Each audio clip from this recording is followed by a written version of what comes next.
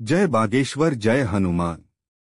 मित्रों, आप सबका एक बार फिर से स्वागत है आपके अपने YouTube चैनल भक्ति सागर में। एक बार फिर देवर्षि नारद के मन में यह अभिमान पैदा हो गया कि वे ही भगवान विष्णु के सबसे बड़े भक्त हैं। वे सोचने लगे, मैं रात दिन भगवान विष्णु का गुणगान करता हूँ, फिर इस संसार में मुझसे बड़ा भक्त और कौन हो सकता है। किंतु पता नहीं श्रीहरि मुझे ऐसा समझते हैं या नहीं। यह विचार कर नारद भगवान विष्णु के पास क्षीरसागर में पहुंचे और उन्हें प्रणाम किया। विष्णु जी बोले, आओ नारद, कहो कैसे आना हुआ। नारद बोले, भगवन, मैं आपसे एक बात पूछने आया हूँ। भगवान विष्णु बोले, मैं तुम्हारे मन की बात जानता हूँ नारद, फिर भी तुम्हारे मुंह से सुनना चाहता हूँ। नारद ने कहा, हे देव, मैं जीवन भर आपका गुणगान करता रहा हूँ, पल पल हर क्षण मुझे बस आपका ही ध्यान रहता है। आप मुझे यह बताइए कि क्या मुझसे भी बड़ा आपका कोई अन्य भक्त है संसार में। भगवान विष्णु समझ तो पहले ही गए थे कि नारद को अपनी भक्ति पर अभिमान पैदा हो गया है, किंतु अपने मन की बात छुपाकर वे बोले, नारद, इस प्रश्न के लिए तो तुम्हें मेरे साथ मृत्युलोक चलना पड़ेगा। नारद बोले, ठीक है भगवन, मैं मृत्युलोक चलने के लिए तैयार हूँ। भगवान विष्णु नारद को लेकर मृत्युलोक चल पड़े। धरती पर पहुंचकर दोनों ने किसान का भेष धारण किया और एक गांव के किनारे बनी एक झोपड़ी की ओर चल पड़े। विष्णु बोले, नारद, मेरा एक बहुत बड़ा भक्त यहाँ इस कुटिया में रहता है। आश्चर्य है, क्या मुझसे बढ़कर भी किसी की भक्ति हो सकती है। नारद के मुख से निकला, क्या वह भी मेरी तरह आपका ध्यान लगाए रहता है। आओ स्वयं ही जान लोगे, विष्णु ने कहा और उस कुटिया की ओर बढ़ गए। किसान उस समय कुटिया के बाहर अपनी गाय को बांध रहा था। उसके मुख से हरि हरि गोविंद का स्वर निकल रहा था। किसान भेषधारी विष्णु ने उसके निकट जाकर नारायण नारायण कहा तो किसान ने विनीत स्वर में पूछा, आप कहाँ से आए हैं। भद्र, मेरे लिए कोई सेवा हो तो निःसंकोच बताइए।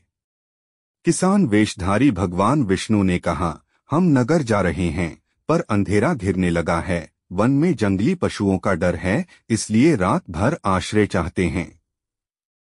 किसान ने प्रसन्न भाव से कहा, मेरी कुटिया में आपका स्वागत है। भद्र और जो रखा सूखा घर में है, आपके लिए हाजिर है। भगवान ने मुझे आप लोगों की सेवा करने का अवसर दिया है, बड़ी कृपा हुई उनकी। बाहर दालान ने एक खटिया पर दोनों को बिठाकर किसान अंदर गया और अपनी पत्नी से कहा, देवी, दो अतिथि आए हैं।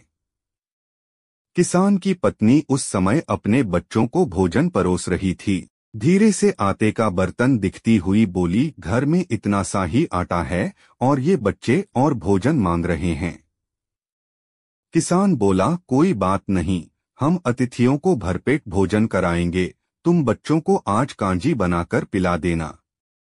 नारद और भगवान विष्णु ने उन दोनों का सारा वार्तालाप सुना, फिर भी परीक्षा के लिए भोजन की थाली पर बैठ गए। जब दोनों भरपेट भोजन कर चुके तो नारद सोचने लगे, यह सीधा साधा गृहस्थ भगवान का सबसे बड़ा भक्त कैसे हो सकता है।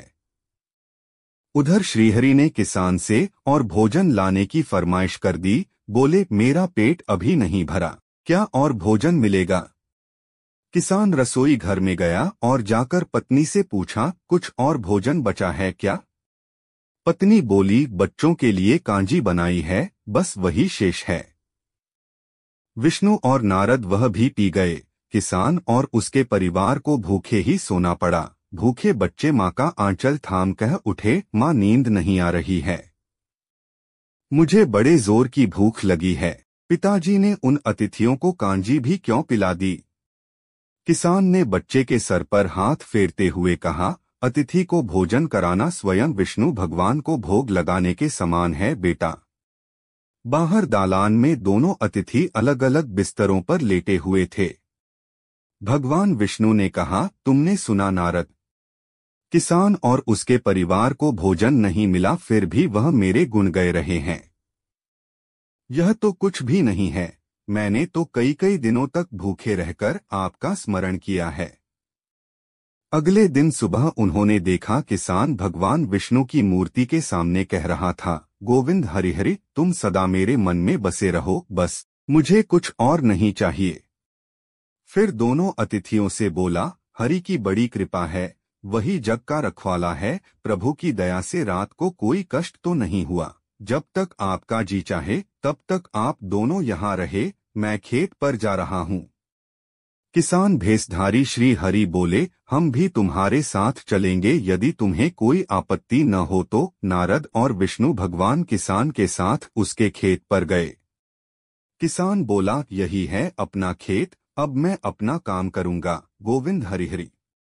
नारद बोले, तुम तो सत्पुरुष हो, भगवान के बड़े भक्त हो, हर घड़ी उनका नाम लेते रहते हो। किसान बोला, अरे कहा, काम से जब भी थोड़ा बहुत समय मिलता है तभी उनका नाम लेता हूँ। नारद ने पूछा, कब कब मिलता है समय? किसान बोला, सुबह उठता हूँ तब, रात को सोता हूँ तब, और दिन में जब भी काम से समय मिल जाए। ओह समझा, नारद के मुख से निकला। दोनों जब किसान से विदा लेकर चले तो नारद ने व्यंग्यात्मक स्वर में कहा, आपने सुना भगवान, वह सुबह शाम 2 बार ही आपका स्मरण करता है, जबकि मैं हर समय ध्यान करता हूँ, फिर भी आप उसे महान भक्त बताते हैं। नारद की बात सुनकर श्रीहरि चुप रहे, किंतु मन ही मन उन्होंने कहा, कारण भी जान जाओगे नारद। विष्णु ने एक कलश को तेल से लबालब भरकर नारद को दे दिया और बोले, नारद, इसे अपने सिर पर रखकर बिना हाथ लगाए सामने वाली पहाड़ी तक ले चलो। ध्यान रहे इस कलश में रखे तेल की एक बूंद भी जमीन पर गिरने न पाए। नारद बोले, यह कार्य सहज तो नहीं है। यह कहकर नारद ने कलश सिर पर रख लिया और पहाड़ी की ओर चल दिए। नारद पहाड़ी तक गए और लौट आए। विष्णु बोले, लौट आए नारद, ठीक है, अब यह बताओ कि इतनी दूर जाने और आने में तुमने कितनी बार मेरा स्मरण किया है? नारद बोले, एक बार भी नहीं भगवान। करता भी कैसे, मेरा सारा ध्यान तो तेल और कलश की तरफ लगा हुआ था।